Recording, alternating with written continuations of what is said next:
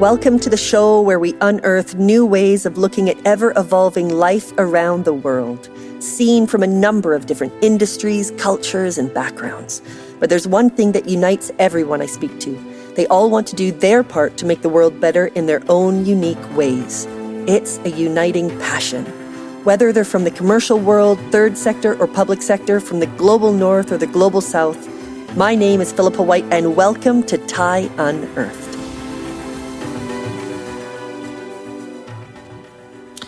Hello and welcome to episode 35 of Thai Unearthed. Today we're going to be talking about the power of African surf and what my good friend Nick Dutton is doing to change the story of Africa. Nick is the co-founder and CEO of Mami Wata, which is a global African surf lifestyle brand. Prior to founding Mami Wata in 2017, Nick had a 20-year career in advertising in South Africa and the UK, where he held executive roles at some of the world's leading agencies, specializing in global, creatively led brands such as Jaguar, Volvo, and Snickers. And it was when Nick was working in advertising that we met. He was my boss in London when I first started out in the industry, so we go back a long time. Now, having traveled extensively around the world, he was able to identify the global opportunity for a premium African surf brand. So he moved his family to Cape Town, and with his co-founders, they launched Mami Wata due to their love of Africa, design, and surfing, as well as a belief that the world needs a different lens to view and understand Africa. Like me, Nick was also born in South Africa, so what he's doing really resonates with me. We'll be talking about how Mami Wata came about, their journey, the curveball of COVID, and where this has all taken them. Honestly, the story is incredible and super inspiring. So grab that favorite beverage or throw on those running shoes, and here's Nick. Hi, Nick. Hey, Philippa. It's really great to have you with me today. Where are you?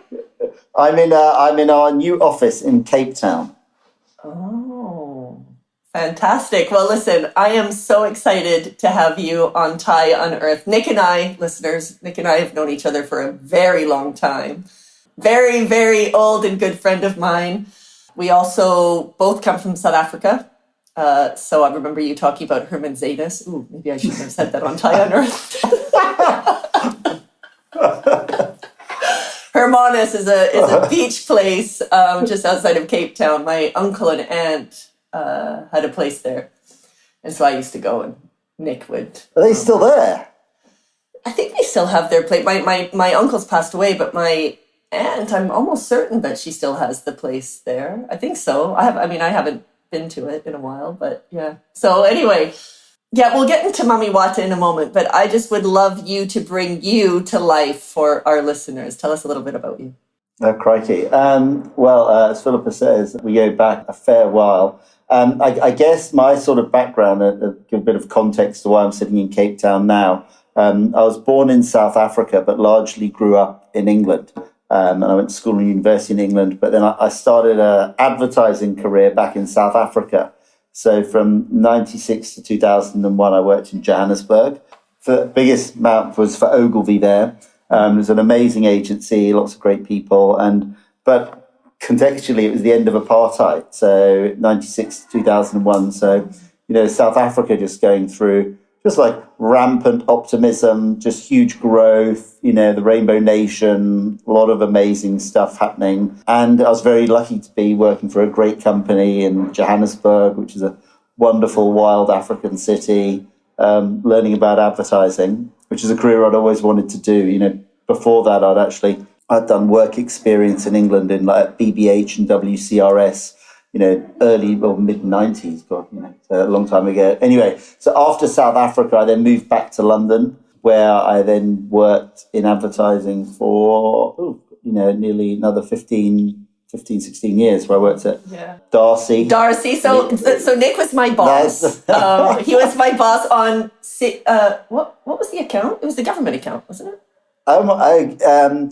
Was it DFES, Department for Education and Skills? No, it wasn't that one. I think it was another one. I can't remember. Anyway, so yes, he was my boss. Go on. Sorry, I cut you off. So Darcy where, we just met. So it was a fortunate moment of lots of great, amazing, talented people came together. And, the agency was solid, wasn't great, but there was lots of amazingly talented people. So many talented people. And if we think about the people that were still, if I look at the people from our friendship group, they're all extraordinary people, all doing amazing things. And we were so lucky. Like, it was a really solid group of really good and nice and smart people.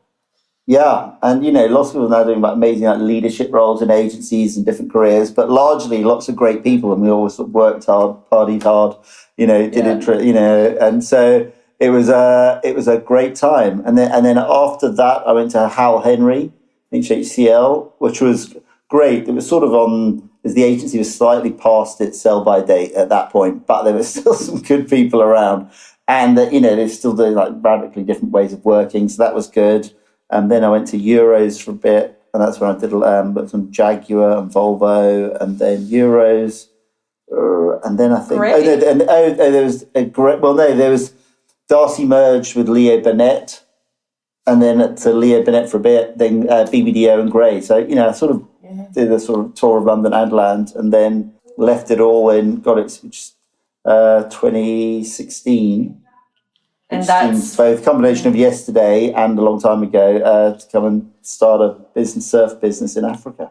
So before we get there, what is a memory that you have of me? God, I just feel like I've got so many, but I sort of feel like there's one where seeing you at a festival that we didn't, I don't know which festival it was, that neither of us thought we were going to be there. And I sort of turned around and then we were like, Was it like a big chill? Yeah, it must have been I think it was at a sort of big. I think it was at a big chill. Oh yeah, you were there with Nick. I think I was there with Kaya.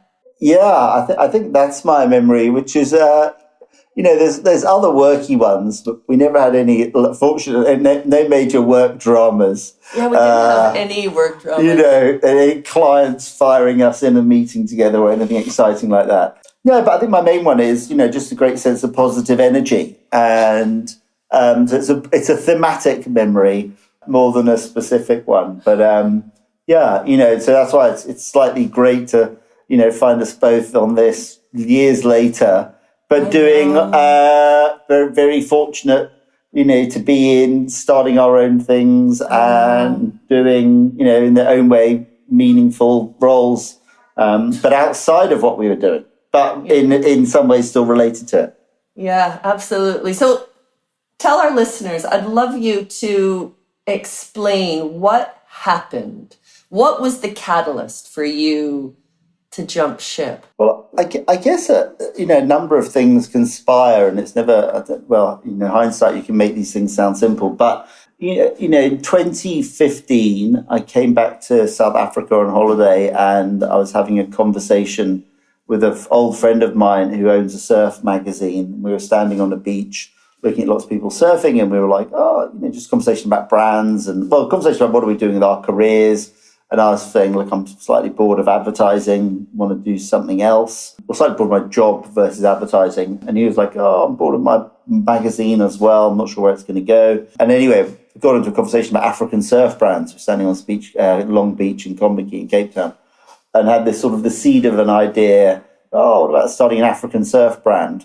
And, neither of us had been in apparel, e-commerce. We had nothing to do with the industry, but we did have a major passion for Africa, the sea, the ocean. And I've just always grown up loving brands and being interested in them and what makes them work. And so, being born in Africa, I've got a love of Africa, and this thing sort of converged, an African surf brand. And then, the reality was, I've done a 20-year career in advertising, and I just wasn't finding that challenging or exciting. I'd done some really great, exciting, big global jobs, but it felt like I was doing the same thing again and again. And and I just, and you've got to have fresh energy to it. And I think you've either got to own your business, and then you're in a different thing. You're running your business. It happens to be in advertising. But if you don't have, if you don't own an agency, then it's a different, then you're working incredibly hard and, you're not getting any of the value. Well, this is my perspective. And I think, you get to a point where you've got to go, I love creativity. I love ideas. I do love marketing. I love the creating stuff, but it's, so I still, everything I loved about advertising, I still loved, but I was just bored of doing it in an advertising company. So tell us about Mami Wata. Yeah, well, the name means mother water, and in West Africa, sort of the mermaid figure with a serpent is called Mami Wata, and in its pidgin English, Mami Wata, mother water. Mm-hmm. And she is the sea spirit, and those who believe in her believe that if you go into the ocean and she takes you to be her lover and you survive, you'll come back and be better looking and more successful. So it's got this, and our thing is everybody needs a top up. But, so it's got this great story about transformation and about the sea and also some wonderful African storytelling to it. But children who grew up in West Africa, their parents will go, don't go near the sea, otherwise Mami Wata will get you. So it's this thing, it can be a warning of, she represents like both the dangers and attraction and amazing stuff of the sea, the duality of its sort of life-giving nature and its life-taking nature. But the idea to call the brand that was, I'll take one step back. Yeah. At the same time, when I had this conversation with my friend Andy about starting an African surf brand, I saw an African iced tea brand called Boss Iced Tea, which is really popular in South Africa. And it had an amazing design, and I love design, and it's a wonderful packaging. And it's the sort of, for me, great brands will take people into a category they didn't think about being in or want to be in. It's why somebody will go from a big car into a mini because of what it says about them. And then here, loads of people drinking iced tea and they weren't drinking it before, but the design was just amazing. And anyway, it turns out Andy knew the designer of that, and who he'd done some magazines with. And he said, look, we must chat to Peart to see if he wants to get involved. And so Andy sent Peart a message on Facebook, and Peart was living in Medellin, Colombia at the time. But he said, hey, do you want to do an African surf brand? And then Peart was like, great. Oh, wow. So is he the designer? Yeah. So the boss Oh, my guy, gosh, Peart, really? Wow. So, and he's I've been very fortunate before this to work with a couple of amazing people, but Peart's a phenomenal, world-class, amazing, original, creative thinker and doer and strategist and stuff. So it was incredibly sort of, lucky bounce, chance. So how many people are there, partners at Mami Wata? Well, originally it was us as the three co-founders. Yeah. And then just after we launched, a guy called Selema Masekela, whose father was Hugh Masekela, who was a globally renowned trumpet and horn player who lived in exile during apartheid, lived in New York. And Selema was born in the States but grew up in Venice, but was big in action sports. And when he saw our brand film, we sort of got connected, and he was just like, he's African American, and he said, like, Yes, I've been in the surf industry 20 years, and, no brand has ever spoken to me before in a way that you have in terms of like representation, but also Africa. And anyway, so Selema's very connected, and he's the voice of action sports for ESPN and the X Games. It's so funny. On our journey, we keep meeting people that grew up watching the X Games, and Selema's voice was the commenter, and so I was like, oh my God, I've lived with your voice. But he's got an amazing voice. And so he joined us about 6 months after. So we're the four co-founders, and then we've got a number of other shareholders. And yeah. So let's back up just a little bit, because you touched on basically the essence of Mami Wata when you said the reason why he got on board, because you were the only surf brand that spoke to him. Maybe you can tell a little bit, you're South African, maybe just touch on where this came from and how you're a challenger brand. What are you challenging? Yeah, well, I guess we're challenging, the norms of the category. And the surf industry's grown up with a sort of Californian, Australian brand story, because that's where a lot of surf culture did come from. And that's ultimately a sort of largely, we always say that where the opportunity for us is, those brands all look exactly the same. They've got the same design aesthetic, and they've actually all got the same designers. And they've sort of got a California, Australia sort of surf vibe to it. The opportunity for us came around a number of things, one of which was just very practically, you walk into a surf shop, I wouldn't buy any of that stuff. Talking about brands like Billabong, Quicksilver, Rip Curl, it's slightly like these old, tired surf brands. And there's also just no differentiation between them, even if you've got like new brands like Volcom and Hurley. But if you go into a surf shop, it all looks the same. And actually, people outside of surf don't really want to wear, just those brands aren't cool. It's a really interesting thing. If you look at like what's happened in skate, you look at brands, like Stussy and the projects they get involved in, like working with Dior or Supreme, working with LVMH, like skate brands or Palace. Skate is cool, and those brands are doing really interesting things. Whereas surf, none of those those brands live in a slight echo chamber. But part of that from it, they all look the same, manufacturing the same factories in Asia. And also none of the companies are doing any interesting things. They've all been bought out, they're owned by private equity firms.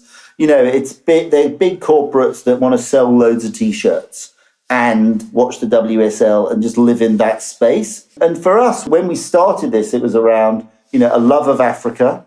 All three of us were born in Africa, a love of design, and also a desire to create a company that was doing good and was, a lot of people talk about being purpose-led, but that for us was essential to what we wanted to do. And that was based on, as the three initial founders, a lot of the issues we've got that people have with Africa. And we wanted to challenge people's perceptions about Africa. And so our thing was, right, let's make a story.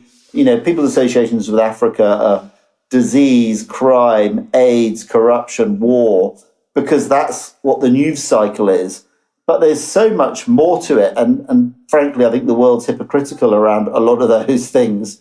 But Africa doesn't get a chance to tell that story. So we were like, well, we want to create a brand that tells an honest but story about Africa, one rooted in African surf culture, as Africa is the final frontier of surf. It's got all of these surf locations that aren't developed. And it's also got its own surf culture that isn't being reflected or told in these other brands. If you wanted to be a surfer before, the idea was you have to have blonde hair, blue eyes, and be from California or Australia. And so how does that speak to a young kid from Mozambique or a black kid from a township in South Africa? And so the amazing thing about Africa is actually Africa's diversity. And so, some people say, are you a black surf brand? And we say, no, we're an African surf brand. And we want to represent that breadth of diversity. And our brand's also got like almost proportional representation, as we'll touch on our book in a bit. But, it's largely black because, Mandela talks about the Rainbow Nation. It's a rainbow largely with blacks and browns, but there are whites and pinks and other colours within it. So for us, it was about creating a brand that captured the diversity of African surf culture. And all the exciting parts of it. But I guess one of the things that developed, when we started it, we just wanted to create an African surf brand. The initial conversations were 2015 and then into 2016. We were wanting to challenge perceptions, but, you started with three white African founders. We didn't have a black perspective within that. So what happened when Salema joined? He said, look, and what he brought more into our conversations was, he goes, I want you to understand why what you're doing is meaningful and why it meant a lot to him. We approach this just with love and positive energy, but not really understanding in a deep way or a first-hand way what it meant to be black and a surfer or brown and a surfer and what, representation meant. So that's actually been a journey for us as well as we've navigated, when you're building a brand, it's got so much to it. And especially when you're starting one, you're just chipping away at stuff and working out what it's going to mean and how it should express itself. And then, and then we've got really exciting, meaty issues around diversity. And, for us, for questions, what does it mean to be a white African doing this? How, when you're doing, how do you make sure that this whole thing is balanced in an equitable way that people go, right, what you're doing is good and representative and navigate and authentic, that. right? And authentic. But we've just said, right, well, there are real issues in the world, but when it comes to things like, let's not skate around it, let's just sort of go into it. And part of it is a lot of people don't want to discuss these things, but we're like, actually, well, let's get into it and work out what it means and have an open conversation around some of the issues, or not all of the issues, and work out how to sort of, move forward in it. So the last time we met each other in person was just before COVID hit. It was in January, I think, of 2020. Yes, it would have been January of 2020 when we were in Covent Garden, and you were about to go to Milan for a fashion show. What was that? We'd been approached by Moncler to do a collab, and I was going, what was I doing? I was going to see Moncler and do something else. I can't remember what else it was. But I can't remember either. But anyway, it was you did have a couple of meetings, and you had your bag of shirts, and I got this as a gift when we met, which is Mami Wata. And I remember the conversation, just catching up on life, and you were feeling, you knew you were onto something, but you were feeling a little bit unsure about things. It sort of felt like a bit of a funny time. Obviously, this was just before COVID, so this wasn't even a thing really that we were talking about. It was more just the evolution of the brand. And I remember you were just feeling unsure. And then COVID hit. And I remember thinking of you actually as I was struggling, and it was hugely challenging for Ty. But I did think of you quite a bit, actually, just thinking, oh my God, I wonder how Nick is doing, because I knew that things were really, a bit at a funny moment. Talk to us about what happened. Yeah, well, I guess at that time, and this is anybody that's done a startup, it's an absolute journey. You hear of these amazing startups, and they're out there. The brands that suddenly, within three years, they're suddenly doing hundreds of millions, worth billions, etc. That hasn't been our journey. We went into an industry we knew nothing about, but none of us had been in clothing, e-commerce, manufacturing, export. And it's one of those ones where, would you have done it if you knew? Probably, maybe not, but then we wouldn't have achieved. Yeah. But at that point, we had struggled, and one of our challenges has been being based out of Africa and trying to get investors and corporate structure. So we were at that point looking at, a bit about how do we structure this, what direction is it going to go in, and how do we get investors on board. So we had lots of heat and energy around what we're doing, but you need capital to grow.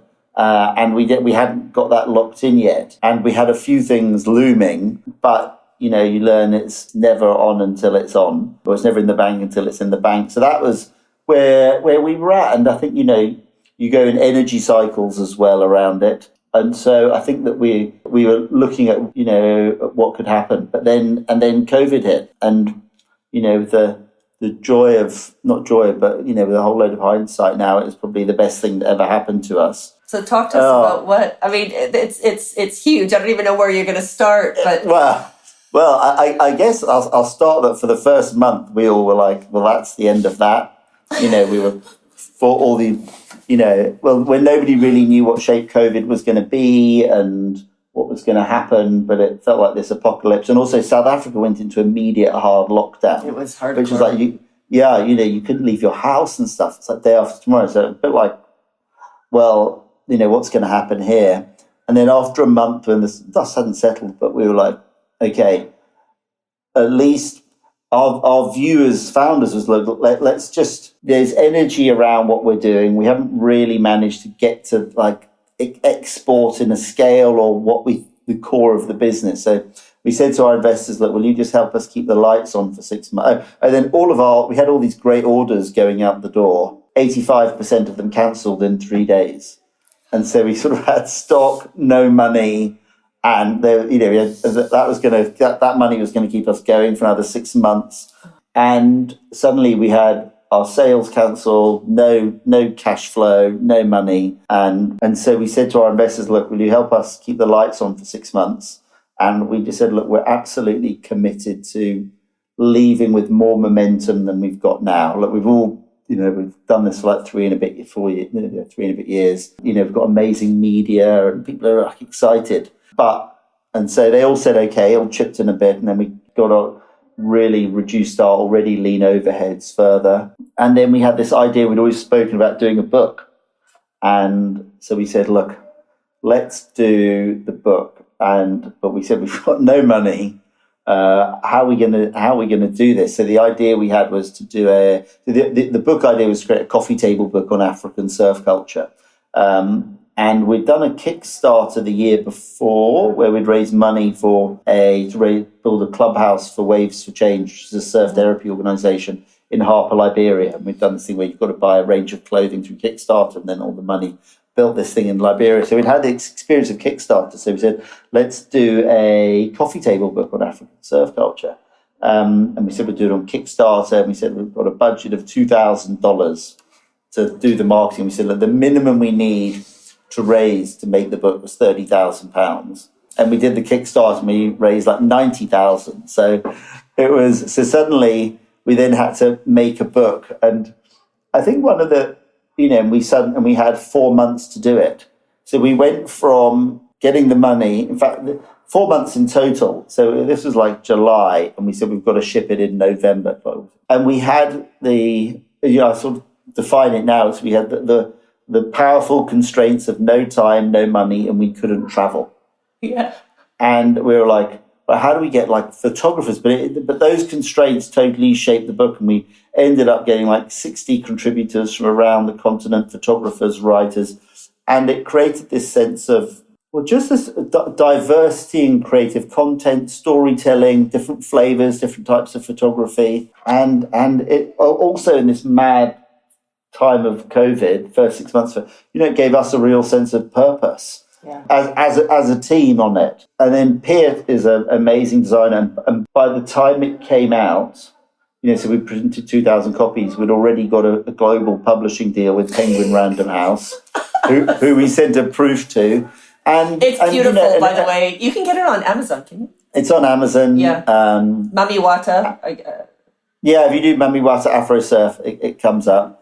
And, and it just... that created a pocket of air for us to stabilize ourselves. We then started selling off the stock we had just at low levels. So any revenue that came in, but we're still totally, business is bootstrapping in terms of super lean. And that sort of kept going. And then while that happened, with this restructure that we've been wanting to do to set up a holding company in the UK, this is an investment thing, came through. So suddenly we had the right structure to get investors on board, and the book just went on fire. We were in like The Guardian, Hypebeast, Dazed, just dream PR, and it just gave us it just brought so much light and attention to the brand and interest in it. And so it meant we had a really good story when we finally said, right, let's go to investors. And we went to Crowdcube. We'd done some really cool stuff and really interesting people involved and amazing media. And then the other thing that happened also, obviously, during that year of lockdown was Black Lives Matter. Yes. So a whole thing around people going, well, representation, diversity. Suddenly also you then got an African surf brand, and it just sort of the world needs it. It just makes sense globally, right? I mean, the world needs it. And and so all of these things, none of it had happened before. So suddenly we've got the cultural context of the brand and where we're living in the world shifted. We had the book, and then we did Crowdcube crowdfunding at the start, in like May of this year, and blew that out of the water. So suddenly we've now got funds. My sort of analogy is we've got a rucksack full of supplies, a map, and we know where we can see the light, the light through the trees, and we know where we're going. We're still not there yet. We're definitely swimming with the tide now, and we've got so many amazing things in the pipeline. Amazing. And necessity is the mother of invention, right? I talk about that so much with Ty, and I just feel it's just so true. And I remember actually in January, that was when you told me about the obstacle is the way. I just think it's so funny. You just completely showed that that is actually the case, isn't it? It is it. And if I look at, the thing is that I think Gary Player, I think he was a South African, who's the golfer, who said, like, the more I practice, the luckier we get. You can plan for some amazing things and some of them, but our big thing has been more some amazing, like, lucky bounces of things that have happened. And, like, our biggest investor now is this American guy that had come to our shop in South Africa. Yes. And fallen in love with it, the brand. He's a lovely guy, and his view is, like, he said a great thing to us. He goes, "You think you need America?" He goes, "I think America needs Africa." You. I couldn't agree more. That's great. That's exactly the kind of person that needs to be involved, and you're just going to attract so many more people that see that. Oh, that's just really great. Tell us, what have been some of the biggest surprises since you started, good and bad? I think the biggest surprises, it's been a lot, and anybody will tell you, when you start with your sort of entrepreneurial idea, you get what I call sort of entrepreneurial, like, reality distortion glasses. Like, you're like, hey, like the first 3 boxes of stock we made, we never sold any of it. Like, yeah, I had this chart. I'll never forget having this chart and Andy's wife going, "Are you going to sell that?" And I'm like, "Well, we launched this month. We sell 20%, 30%, and then another 50%. And then she's like, "Well, that's quite ambitious." And you're just you're so caught up in your excitement for why the world needs whatever your idea is. And so I sort of say, people like love our brand, and it's great, and I love it as well. But the bit you see, it really is the iceberg on the top. Underneath that is a vast amount of failure, learnings, mistakes, missteps. And so I don't know, of the learnings, just how long certainly it can take, and how hard that is, and the amount of energy and stuff you need, and how much you're willing to risk for that. I've read Elon Musk's biography, or Musk. It's really good, but he's got a line in that resonated with me, and he just said, and he's just amazing, but he had this line, and he just said, "I knew I was prepared to go and live with my mum again, with my kids and my wife, to make this happen." And, it hasn't been that far for us, but you get into those situations, and you've got to just have a bit of the appetite for that sort of level of risk. My wife is, I didn't mention her as a co-founder, but she's been essential to this. Absolutely. Tilly, a huge shout out to you. I know you're going to be listening to it. I love Tilly. I worked with her too. She got involved. So, but the highs of it are better than I thought. And I guess the highs of it are better than I thought, and the lows are worse. But I feel it's probably been the most challenging 4 or 5 years of my life, but the most rewarding. And so, for me, the risk was more in not doing it than in doing it. Like, I always thought, well, because you get to a point when you're discussing something like this, and you either then go, right, we're going to do it, or aren't we? And at some point, you've got to step off the ledge.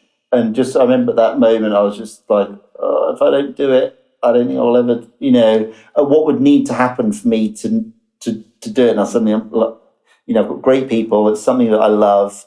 Loads of stuff we don't know. And, life's meant to be an adventure. Is there a story that stands out? I guess, I don't know. When you get moments like when our film came out or the book came out, and people go, shit, that's really what you're doing. It's pretty amazing, and I love it. And your brand means a lot. We've had people email us and go, I just wanted to let you know why your brand's really important to me. And that's really nice. And when we do, we work with these surf therapy organizations that are doing unbelievably amazing and really effective work, and anything we can do to support them, and how much those guys appreciate and benefit from where, in our own way, we're able to help them. Where do you see Mami Wata in 10 years? I see us in 10 years. Well, I see us in a few places around the world. On really dark days when I've been having to motivate myself, I've always got this thing. Imagine opening a store in Japan I don't know. I see us being a really big, impactful global brand. We've got ideas of opening some African surf lodges. So hopefully I'll be spending some time in one of those. Yeah, right. God, there's so much. So you can see how it folds out. But an ambition for me is, when people represent or talk about, like the Apples, the Nikes, etc., that we want our brand in that space to be more of a reference point. Well, I'd love it to be in conversations with an intersection of like a Nike and Patagonia, where people reference us from being like a purpose-led business in terms of, right, look at what they're doing. We've given for example, with the book, all the profits and the rights have gone to Waves for Change and Surfers Not Street Children. So we look at what can we be doing. We talk about being a creative force for good to deliver for those organizations. And as we grow, we've got to think about, right, who do we employ in Africa? And, can we employ some people that have come up through those organizations? So that's something that is really, really exciting. So I'd like to be a reference for, well, look at this business that's, it isn't an old business that's had to sort of bolt on some purpose. We've grown up with it and how that manifests itself. And then from a creative perspective, we want people to have a reference us as a sort of creative, but also like quality brand. And that over time, I've got a slight anecdote, which is relating to our book, and a connection of a connection bizarrely ended up having a conversation with Bill Gates about our book. It's a long story, but that's the short bit. And he said, hey, I've got this book, this African surf brand in this book. And Bill Gates' thing was, he goes, the thing Africa needs is African brands. Because he goes, people's perception of America has been informed by trillions of dollars of marketing, of brands that represent family, hope, Disney, McDonald's, friendship, all of these attributes that we associate with America. If you strip that off and then your perception of America was based on its diplomacy or domestic policies, you go, oh, that's a bit of a shit place. But actually, so he's like, the world needs African brands to start getting the broader perception and just not the news cycle perception. Totally. So for me, and there's you'll see in the book, one of the surfers from Ghana, his opening line in his profile is, he goes, I want people to understand that Africa is a great place, not just a place with poor people and disease. And he goes, I want to do that through surfing. And so in 10 years' time, in our own minuscule way, can we help reframe people's perceptions of Africa?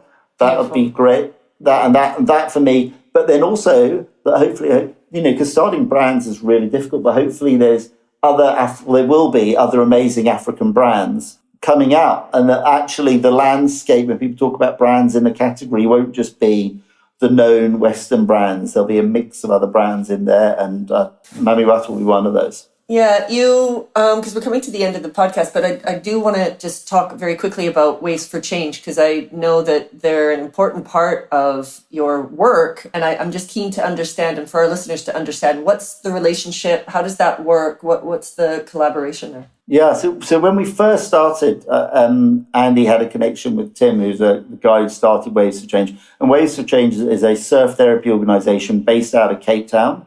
And they were, if you heard of the Laureus or Laura Sports Awards, they'd won the global award for most effective sports development program. But they put 1,600 children a year through a surf therapy program. But that surf therapy program is being developed by some psychologists, and it is really, really effective, taking children that grow up in really traumatic environments and give them a sense of belonging, but also social skills to deal with stuff. Their stats are like an average Western child will experience one or two traumatic incidents in their lives before they're 18, like the death of a parent, seeing a really gnarly accident, that sort of thing. These kids see on average one a month. Like I've been somewhere and the guy's like, oh yeah, we saw somebody get shot this morning, and so they're fucking living in incredibly traumatic environments. But this group, like once a week, and they go and they surf for a couple of hours. And the program is just phenomenal. And so we're involved with them. We help them. We do uniforms for the coaches. We've raised money in a number of different ways, but we built the clubhouse for them in Harper, Liberia.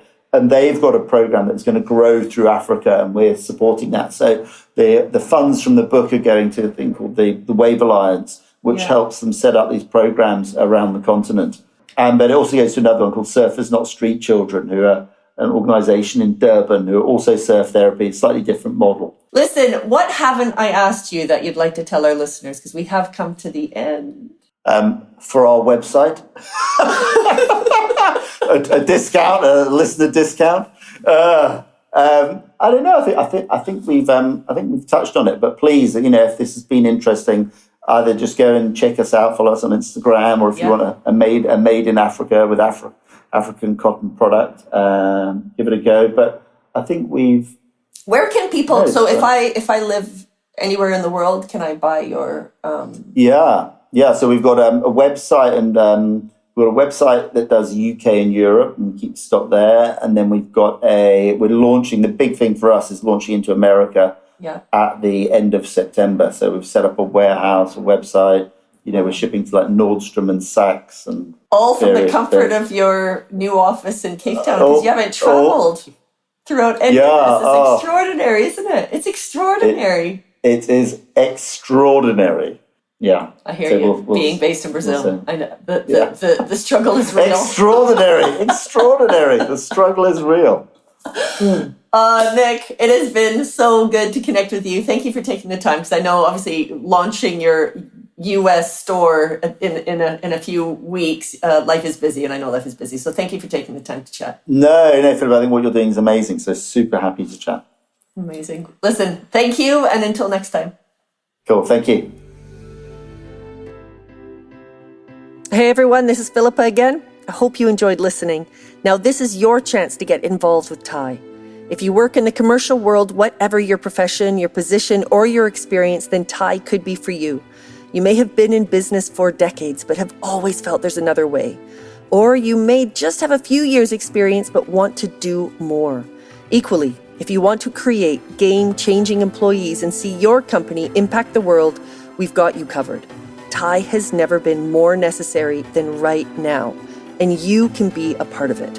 Reach out to me at philippa@theinternationalexchange.co.uk and I can tell you more. Or join the Thai Accelerator info session for more information. apply.thaiaccelerator.com. Better leaders, better companies, better world. I'm your host, Philippa White. This podcast has been co-produced by Berna Vieira and me, music by Berna Vieira, and artwork by Kelps Vahais. I hope we'll meet again soon.